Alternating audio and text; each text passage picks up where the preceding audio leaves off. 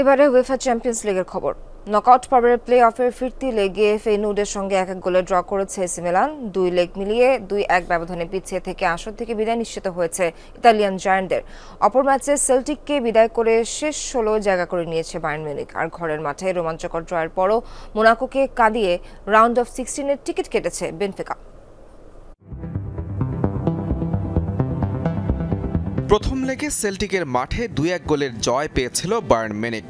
এবার ঘরের মাঠ আলিয়াঞ্জ অ্যারেনায় ম্যাচের শুরু থেকেই নিয়ন্ত্রণ ভিনসেন্ট কোম্পানি শিষ্যদের। তবে একের পর এক আক্রমণ করেও কাঙ্ক্ষিত গোলের দেখা পাচ্ছিল না ক্লাবটি। প্রথমার্ধের শেষ দিকে হ্যারি কেইনের শট ক্রসবারে প্রতিহত হলে আক্ষেপ বাড়ে জার্মান জায়ান্টদের। বিরতির পর ম্যাচের 63 মিনিটে সেল্টিকের হয়ে ডেডলক ভাঙেন নিকোলাস কুন। 2 লেগ মিলিয়ে স্কোর লাইনে আসে সমতা। এরপর ম্যাচ যখন অতিরিক্ত 30 মিনিটের অপেক্ষায়, তখনই বায়ার্নকে শেষ 16 টিকিট এনে দেন আলফোনসো ডেভিস। ম্যাচে 23তম প্রচেষ্টায় জালের দেখা পায় বাভারিয়ানরা।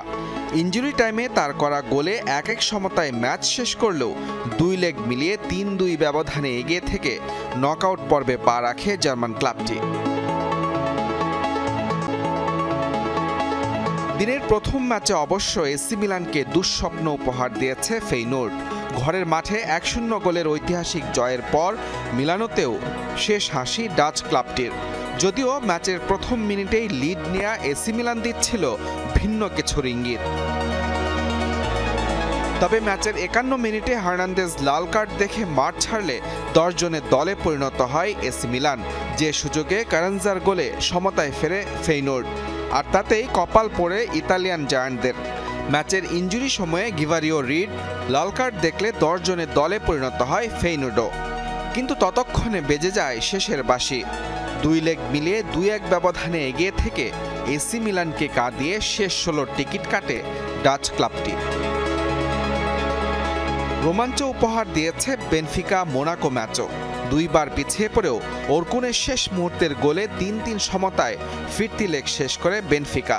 2 লেগ মিলিয়ে 4-3 ব্যবধানে এগিয়ে থেকে রাউন্ড অফ 16-এ পা রাখে পর্তুগিজ ক্লাবটি।